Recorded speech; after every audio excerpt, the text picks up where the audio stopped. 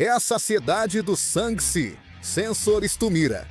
Como vocês já devem saber, o Camboja está se tornando um foco de crimes internacionais. Crimes internacionais ainda ocorrem, com pessoas atraídas por promessas de trabalho, pagando 10 milhões de won ao mês e depois exploradas para fins criminosos. Recentemente, o Camboja chegou a ameaçar dizendo que se a Coreia quiser repatriar os coreanos presos no Camboja, deve enviar de volta ao Camboja os dissidentes cambojanos que estão na Coreia. É uma situação que realmente causa muita raiva. Hoje, vamos dar uma olhada nisso. Vamos ver agora mesmo. Continuamente no Camboja, os crimes cometidos por coreanos não param de acontecer. Em 13 de outubro, foi registrado um boletim relatando que o senhor A, 20 anos, de Gwangsang-gu, Gwangju, perdeu contato no Camboja, iniciando a investigação. Dizem que o senhor A perdeu o contato após ir ao Camboja. Ele pediu ajuda para divulgar sua situação e depois sumiu. Inclusive, o último local onde houve contato por telefone foi em Phnom Penh, a capital do Camboja. Polícia e Ministério das Relações Exteriores buscam o senhor A, mas ainda não confirmaram seu paradeiro. Recentemente,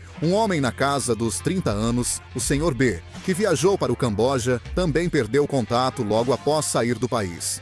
Ele teria sido ameaçado por meio do Telegram e videochamadas, sendo informado que só poderia receber treinamento se enviasse 20 milhões de won. O Camboja está virando um centro de crimes internacionais. O tráfico de pessoas, golpes de voice phishing e fraudes online contra estrangeiros aumentam nas fronteiras e no Camboja, tornando-se um problema internacional, além de envolver Coreia e Camboja. Atualmente, o governo cambojano está sendo acusado de fechar os olhos para esses crimes e de tomar apenas medidas limitadas após os fatos. No momento, a própria polícia cambojana está protegendo os complexos criminosos no Camboja. Então, se não houver pressão sobre o governo cambojano, parece que não será possível resolver esse problema. Atualmente, existem muitos complexos criminosos dentro do Camboja. A organização internacional MNST expôs os complexos criminosos do Camboja em junho como parte de um relatório sobre tráfico de pessoas no país. Foi confirmado que existem pelo menos 53 complexos criminosos dentro do Camboja. Milhares de pessoas estão presas nesses complexos criminosos, sofrendo tráfico de pessoas, escravidão e trabalho forçado. Esses complexos eram cassinos. Mas após a proibição do jogo online no Camboja em 2019, organizações criminosas perderam renda e transformaram cassinos e hotéis em complexos criminosos. As instalações internas foram feitas para manter pessoas presas, com câmeras, muros altos e cercas de arame farpado. Como já mencionei, muitos seguranças são protegidos pela polícia cambojana e frequentemente portam cacetetes elétricos ou armas de fogo. Nesse complexo criminoso, vítimas sofrem violência brutal e tortura frequente. Se não atingem a meta, são espancados. As metas costumam envolver golpes como romance scam ou phishing por telefone. Estima-se que até 150 mil pessoas estejam presas aqui. Podemos dizer o seguinte: você pode perguntar por que o governo do Camboja não está intervindo adequadamente. Na verdade, o governo do Camboja criou algo chamado Comitê Nacional para a Erradicação do Tráfico de Pessoas e afirma que está respondendo a crimes de fraude e tráfico de pessoas por meio desse comitê. Mas, na verdade, nada mudou até agora e, na verdade, os crimes estão aumentando ainda mais. A MNST informou que, das 53 instalações identificadas, polícia ou exército atuaram em 20, mas só 2 foram totalmente fechadas após a ação do governo. O governo afirmou que interveio, mas não está agindo de fato. O motivo disso é o seguinte: Camboja está ganhando cerca de 12,5 bilhões de dólares por ano, o que equivale a cerca de 17 trilhões de won, com atividades como voice phishing, o que representa quase metade do seu produto interno bruto. Na verdade, a própria indústria do crime acabou desempenhando o papel de uma indústria nacional e institucional. Por isso, o governo do Camboja não está respondendo de forma ativa. Além disso, houve um incidente que deixou as pessoas ainda mais indignadas. Coreanos que foram presos ou se entregaram voluntariamente no Camboja por acusações de phishing, tráfico de pessoas ou golpes online ainda não conseguiram voltar para a Coreia até agora. Não se trata só de atrasos administrativos ou acusações criminais complexas.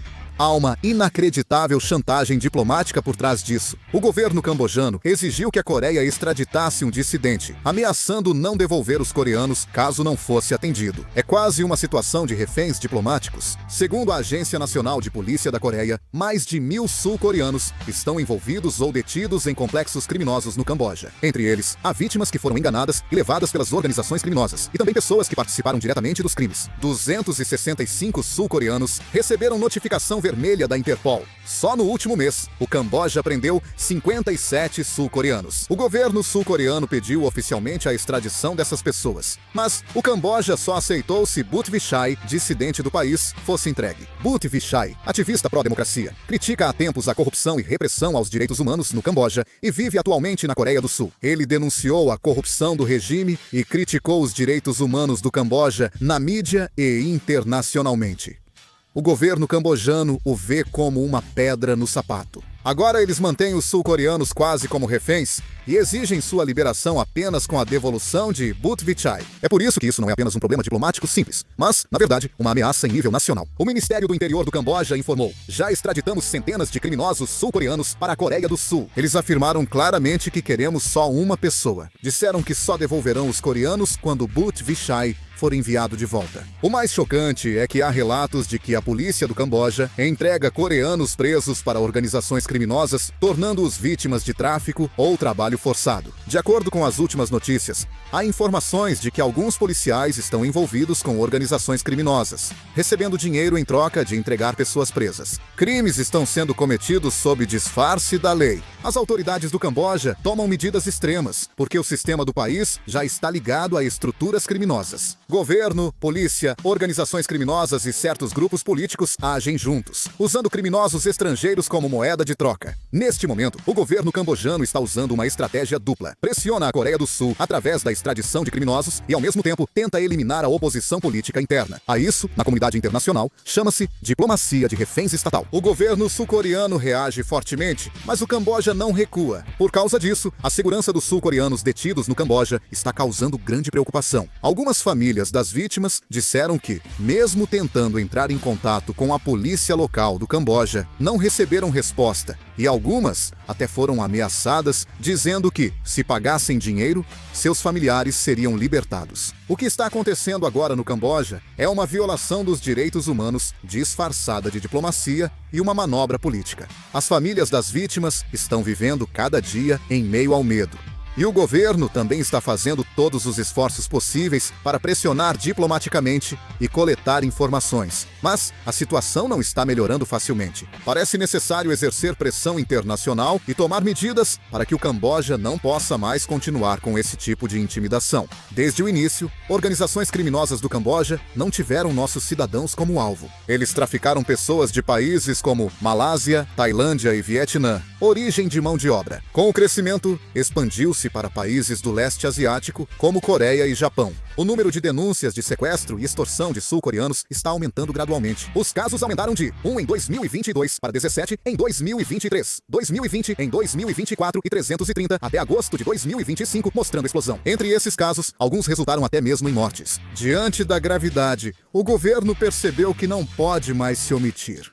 O presidente Lee Jae-myung citou crimes contra coreanos no Camboja e pediu esforços diplomáticos máximos. O governo decidiu reforçar a cooperação diplomática e judicial e revisar a proteção aos cidadãos coreanos no exterior. O presidente Lee Jae-myung ordenou que fossem mobilizados todos os recursos diplomáticos para obter a cooperação do governo cambojano. O governo avalia rotas de entrada do crime com o Ministério da Justiça, Agência Nacional de Polícia e outros, além de estudar, ampliar pessoal e orçamento da embaixada no Camboja. Além disso, usa pressão diplomática. O Itamaraty convocou o embaixador cambojano na Coreia em 10 de julho. O Ministério das Relações Exteriores manifestou preocupação ao Camboja sobre casos recorrentes de emprego, fraude e detenção de nossos cidadãos e pediu esforços para evitar novas mortes. Além disso, o Ministério das Relações Exteriores elevou o nível de alerta de viagem para algumas áreas, incluindo a capital cambojana, Phnom Penh, recomendando que, salvo em casos de emergência, as pessoas cancelem ou adiem suas viagens. Também pediu aos cidadãos que já estão nessas regiões que tenham atenção especial à sua própria segurança. O aumento dos crimes internacionais no Camboja se deve ao crescimento dos cassinos desde os anos 1990, com a proibição dos jogos de azar na China. Criminosos chineses investiram em cassinos e hotéis no Sudeste Asiático,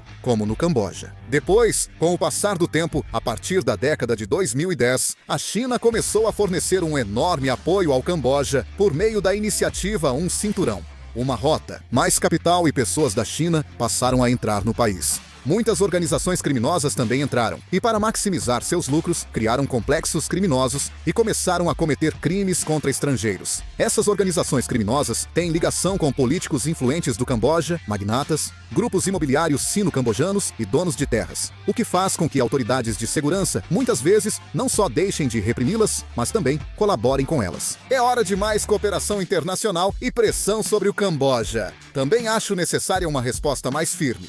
Caso contrário, o número de vítimas vai aumentar, pois os crimes no Camboja continuam ocorrendo. O que acham da situação? Comentem suas opiniões. Encerrando o vídeo. Obrigado!